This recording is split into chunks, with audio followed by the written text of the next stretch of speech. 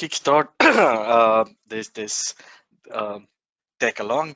My name is Siddharth. I head the Group IT Global Service Desk, which is responsible for L0 to L1 level 1.5 support within Capgemini, as well as remote support that comes along from for other topics. And along with me is Mitali. She heads the digital operations and has been a key member of the transformation journey. So it was only appropriate to have her here sharing updates with us as well. So moving on in the next 20-25 minutes, what we're going to just quickly do is talk about who we are within Capgemini, how Global Service Desk is, talk a bit about the volumetrics, and then of course start going through the journey that we've been on for the last actually a couple of years to where we are right now in the post-COVID, the new normal that we have, and then lastly, of course, summarize some of the outcomes that we've been able to leverage or achieve by having these transformation in place. So next slide, Natali. Yeah. So just as a quick insight into who we are a fairly large global organization within Capgemini, about 365 people spread across 5 different countries for support purposes, and supporting people in 9 different languages. So this was actually quite an interesting um, setup for us because we had to manage how different cultures behave when coming under the same umbrella. Diversity has been a key aspect for us to manage and be responsible towards, and we are roughly around about 45% diversity on the gender diversity perspective. Volume-wise, we handled roughly around 155,000 interactions on a monthly basis outside of the tickets that we get through the web self-service options. So just a quick insight into our sizing. Mitali, if you can go to the next slide. Thank you. And so our transformation journey actually began a while back in 2016, mid of 2016, when we came together. And at that point of time, we realized that we were not essentially operating as efficiently as we could for the global organization. We had a lot of desks spread across multiple different regions, following different KPIs and stuff. And therefore, there was a need to transform and start being a lot more efficient than what we were. So to that extent, what we did was we broke it up into 3-phase approach. The first one, of course, to standardize, second to stabilize, and then, of course, start putting into place the real technology technology enablers to help be better from a customer perspective. So, Natali, if you can do the next one. Thank you. So at the very first one, the standardize. This is where we came in roughly around about 2016. And at that point of time, it was about, we knew what the problem was. It was about how do we take it forward? What is the next step? And I think the very first step, that we learn from at any project that we do is plan ahead and plan well before you start executing. So the design element becomes very critical. So in 2016, we actually sat down with various stakeholders across the globe. Our stakeholders, we are internal IT. So we sat down with our various business units that we were supporting. We sat down, met the various countries heads, and we spoke with users and others as well to really understand what was it that they felt about the internal support that was being provided, and how do they see us being able to add more value in. Basis that, we came up and set up a plan, a 3-year roadmap, and that was a very critical activity for us to perform, because that helped lay down the really the journey path that we needed to be on to make things improve. And So once we put that map together, the second phase of that aspect kicked in, which is making sure that everybody understood what that plan really was and the approach that we wanted to take to across the different years and across the different stages. The second important part was putting together the right team. Yeah? Just because there is a plan in place doesn't necessarily mean that we will be able to execute it if you don't have the right people. Second, just because a person is strong operationally, uh, it did not by any means indicate that they will be the right people to uh, lead the various phases at different phases. So, for example, in phase one, we were very much around putting together the governance, putting together the standard KPIs. So a lot more heavy on the process and operational aspect. So we put together the right team, which consisted of senior operation managers and consisted of process team members to focus on building that element in.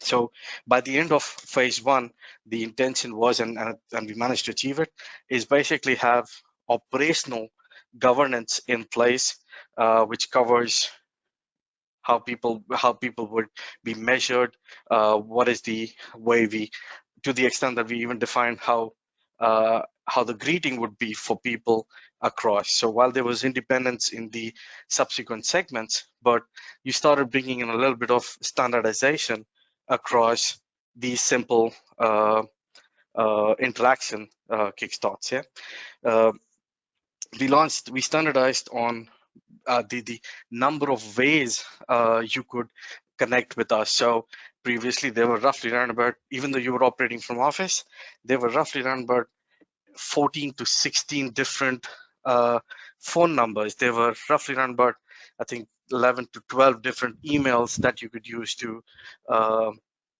reach support.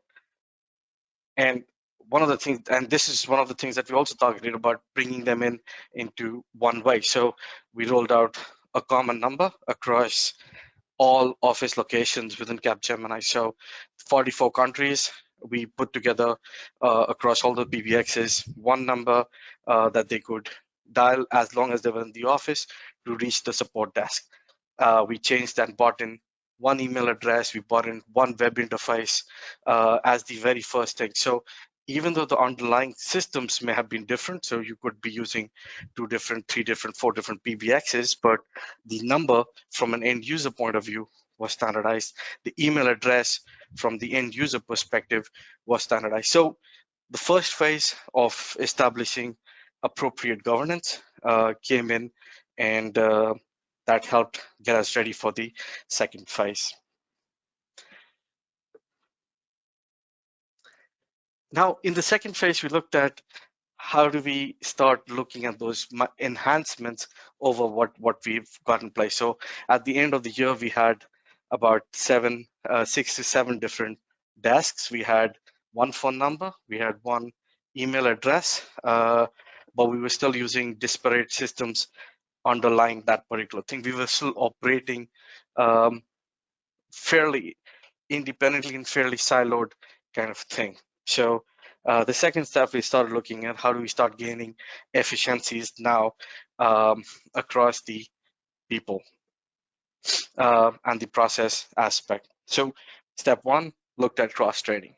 Now, this was important because you had uh, we had inefficiencies because of the fact that we had each desk providing 24/7 support, but they had to man support during really lean hours, which could have better been leveraged by a different desk, which had peak staffing, and peak presence during that time. For example, we were supporting Americas from India, and we had people throughout the Indian hours of operation and the European hours of operation when it was really not required because there was nobody reaching out for support at that point of time. So it could have been better dealt with cross-leveraging stuff. And that's one of the things that we brought in, looking at where are these inefficiencies? How do the teams start working a bit more cross-functional, bit more supporting different regions from different desks rather than just being tied up to the exact scope of what they do. We finalized our service catalog and the what services can be offered. There were variations across different countries, but at the end of the day, it was all in one place available for visibility. Next, we looked at increasingly looked at started looking at data coming in with regards to the tickets and other interaction elements. Why were people really reaching out for support?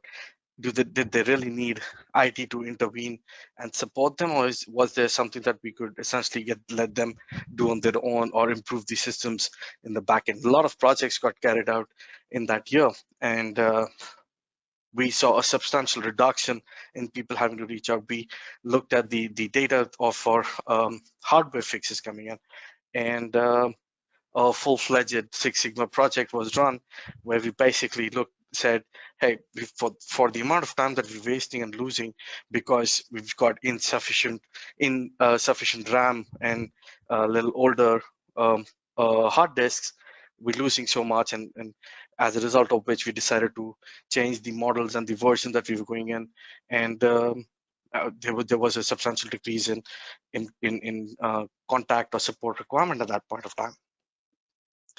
We also started going beyond the CSAT element. Of course, after every ticket was resolved, a survey request would go across to end users, and they would give you the feedback. But a lot of that was transactional in nature, depended on how you felt about that particular interaction per se. But we didn't really get an idea. We weren't getting an idea of how how people really felt about IT and the support that we provided. So we leveraged rolling survey mechanism as a first step towards, going towards experience level agreements, where essentially the feedback would be sent across to the various sets of users across the globe, irrespective of the transaction, to really understand how they felt. So not necessarily about what the how the transaction was or how the transaction was dealt with at that point of time, but in general, how is it? Were they able to get support properly, or were they not getting support? And that, I think, led to a lot of insights into how people really felt in terms of the things that have been rolled out, and helped us channelize and provide our plan our improvement initiatives to address those requirements a little bit better. So one of the key things that came out was the fact that while we were trying to be equal to everybody, everybody's equal in a corporate, but some people are just a little bit more equal than others.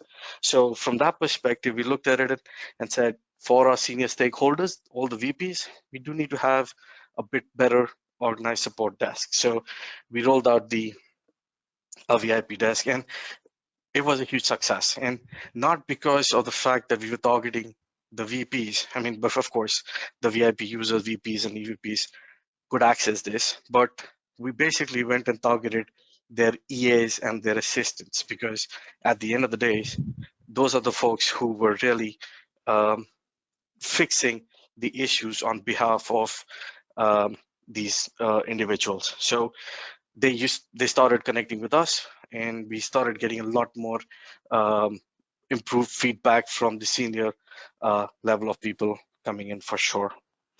The other thing that we heard more and more about was the fact that people felt that they didn't want to spend time on phones or sending email. They wanted a bit more instantaneous response, and this was coming in more from our new joiners and our freshers.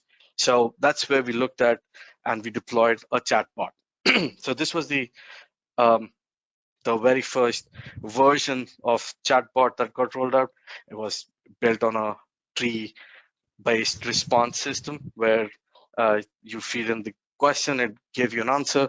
But for the new joiners, that was a big help, because typically they had queries about the processes and others, and they just needed a point in the right direction. So I think by introducing this, we managed to take away a lot of the pain elements for them. Lastly, we looked at implementing for our ease of working.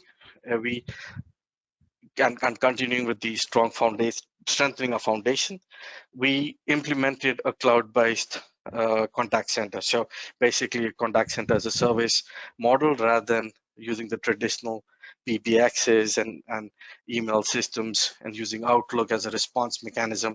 We moved away to a contact center suite uh, by a company in France. And with that, we essentially got a cloud-based telephony and an email management suite available to us. So now we had all the various locations logging into the same tool to get calls. And the advantage of this really came through when we started looking at BCP and DR scenarios, because we had the ability to shift or share the workload more efficiently because everybody was logged into one PBX and they could be managed from one queue to the other. So these were some of the things that we did to help stabilize our operating environment.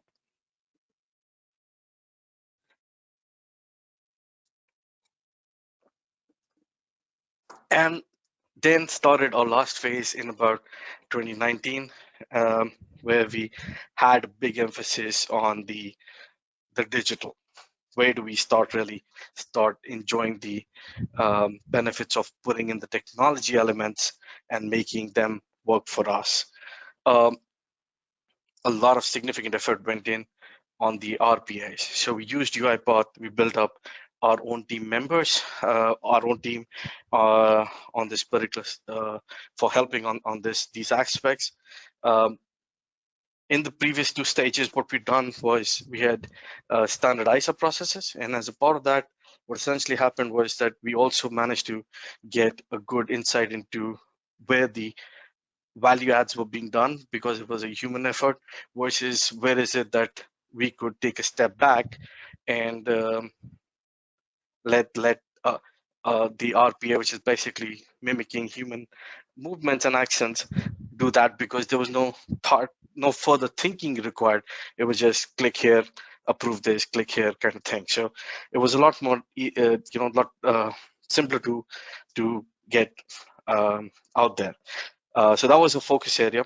We moved away from our chatbot offering to a virtual agent, and this was, I think, a very big differentiator for us, because we actually start moving away from a tree-based knowledge repository or response uh, environment to a more full-fledged NLP cognitive uh, situation where we could respond faster. We could tweak um, the integrations quickly. We could tweak the responses, make it more intelligent, and of course enjoy all the benefits that would come through because various organizations were investing into improving this NLP engine.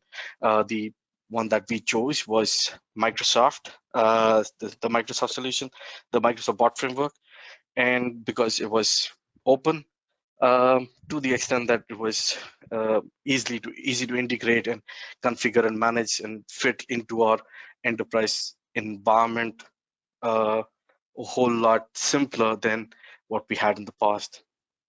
So this was not just a chat bot. We extended it. We added in the capability of doing speech. So not only could you chat with the bot and get the responses, but now you had a desktop app and a mobile app available on your devices where you could chat with the bot.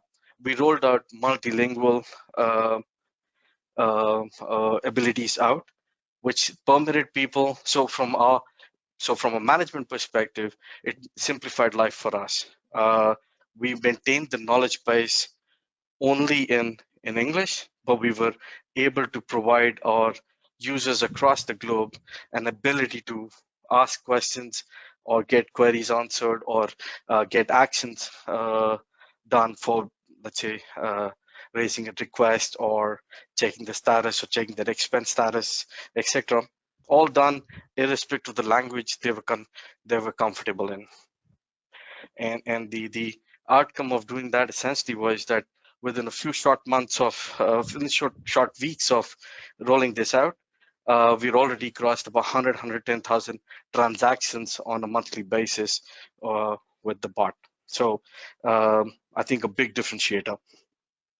We integrated with our apps, and now you could not only could you get uh, the FAQs or questions answered, now you could also start performing actions through it. We used to get a lot of people reaching out to us for something as simple as creating a DL or managing DL activities for them. And that was one of the first few things that we automated, put it into the bot and said, if you're calling us for DL management, please don't just get it done on your own. And people did. That accounted for almost, I think, about three to four FTE work being moved away from us onto the bot.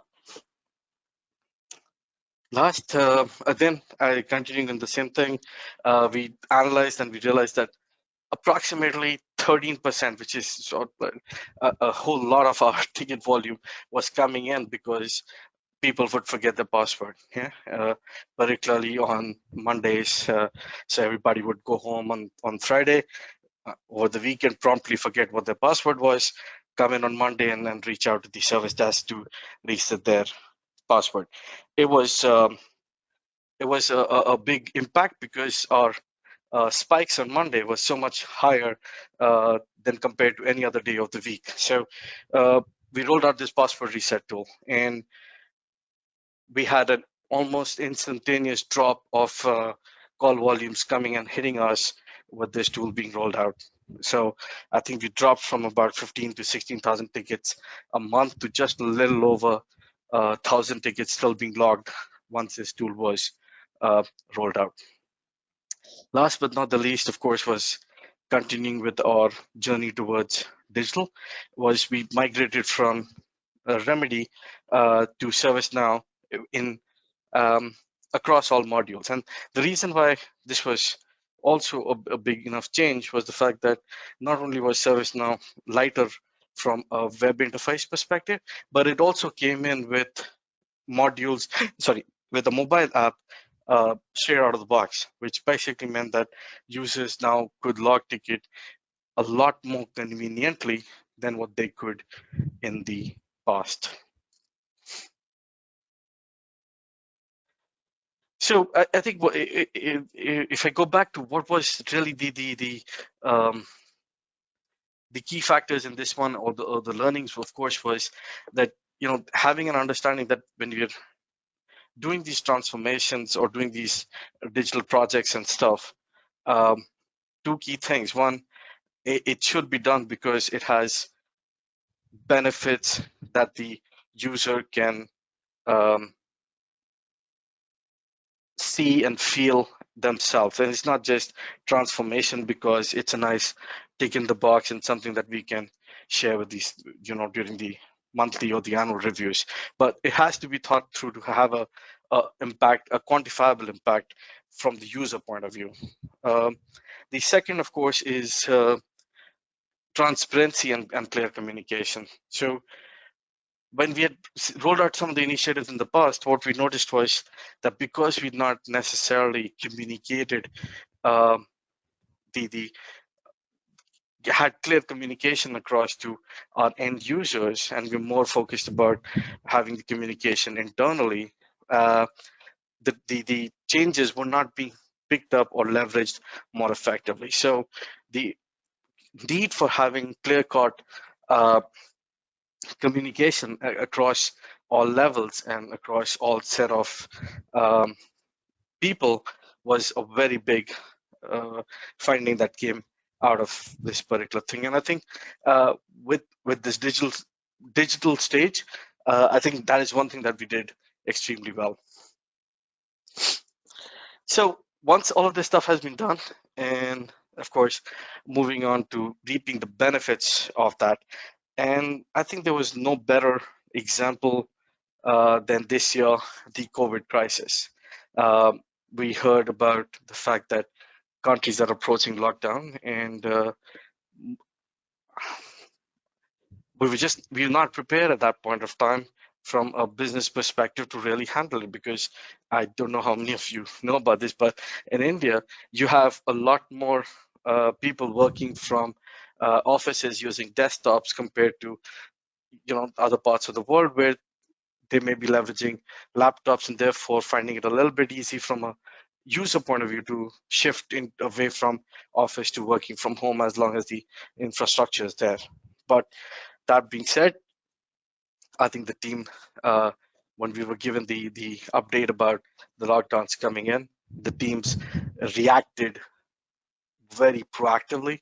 We managed to get about 28,000 devices operationalized for work from home across all ambits. So getting the device actually made available to the end user, getting him set up for uh, remote working, getting him the internet connectivity as required, getting him the VPN access, the dual factor authentication set up, all of that done inside of 3 to 4 days time period.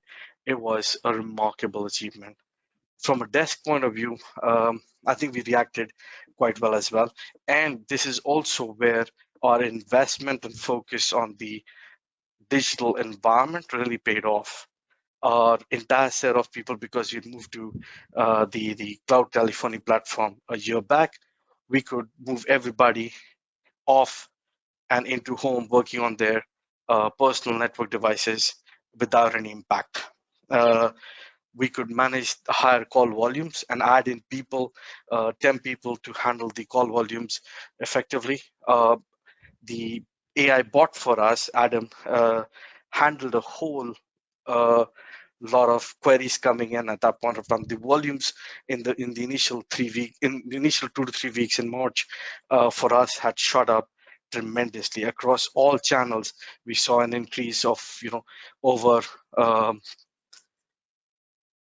over 100 to 200 to 300% hike in volumes across all different channels, literally every channel. And of course, on the bot, we saw it increasing much more, but across all channels, we saw that being done. So not only did we manage to get everybody home and working without an issue, but because of these technologies and others that we had deployed and made available, we were able to do so and still make sure that um, our SLAs or KPIs at that point of time were all 100% in the green. They did not deviate.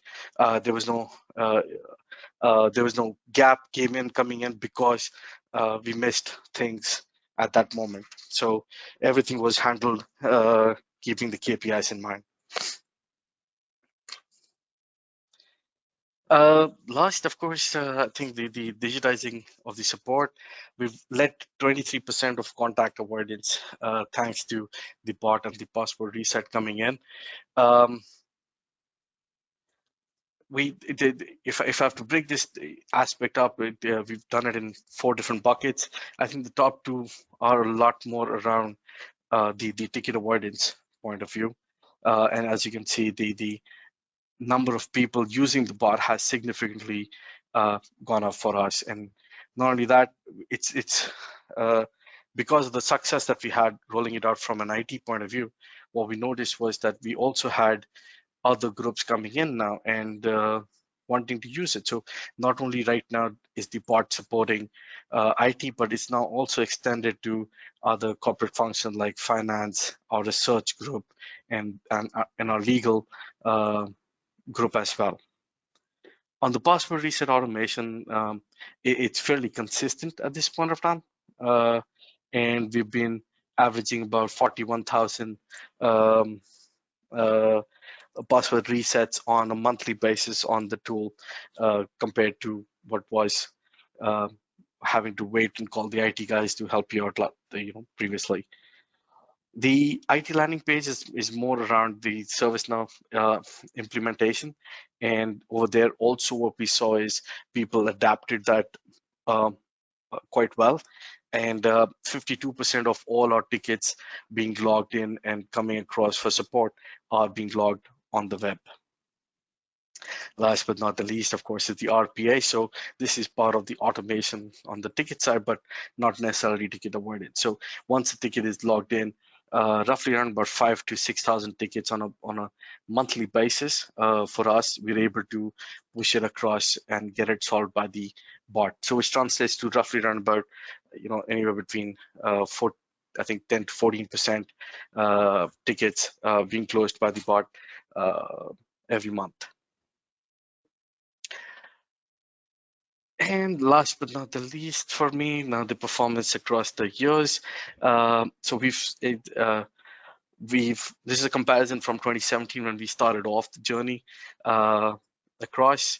So as you can see, we had the end users are by and large, they had a significant jump, excuse me, and our contact volumes or ticket volumes coming in saw a substantial dip in 2019, and that's when we had started putting the governance and the initial automations in place, and so we saw people talking more to the bot as well with the first bot that we had.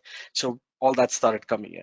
Now the key indicators that we managed to report upon, of course, is CSAT, and that has consistently increased thanks to a lot of these initiatives, a lot of the fact that our hiring profile has completely changed, and we've got people who are more focusing a lot more on the soft skill as well as resolving the issues immediately. So we saw a significant increase in our CSAT. So we're at 4.65 out of 5 was there. Our MTTR came down, which is the mean time to resolve, which is how much time we actually take to close a particular ticket. In 2017, it was hovering at about 4 days plus. And over the period of time, what we've managed to do is reduce it all the way across to 1.25 was till October. We're right now at about 1.1 days as MTTR across all incidents and requests. And the hope is that by the time we hit 2021, we start to bring it down to less than 1 day. And of course, the operational FTE. So these are the actual agents who handle the interactions and the tickets. We've seen a steady decline in the number of people coming in. So, for example, right now, we started off 2017 with 328 people. We're down to about 265 people who are actively taking calls, doing emails, and resolving tickets. And it's not to say that we lost the rest of the people, but we were actually able to upskill our team members quite effectively. We have a lot of people now coming in and moving into our incident management group, catering to the major incidents or incident profiling. We have a lot of people who actively moved in out of this group and into the quality assessment groups. We had people who moved into the scripting and automation group. So we're constantly upskilling, and I think that's been one of our a change element that we were able to bring in towards the people side by virtue of being able to automate and digitize at this point of time. And just while it's not mentioned here, just as a number, because at the end of the day, while of course we need to be more efficient and we do need to be more customer oriented, but at the same point of time, financials are important. All of this and the things that we've been able to put into place, our price per interaction is less than the cost of a Starbucks coffee. So our price per interaction is about 2.6 euros compared to what it was when we started off, which was close to about 4.4. So it's a significant improvement that we've been able to bring about on all these parameters. So. And that's about it from my side. Thank you so much.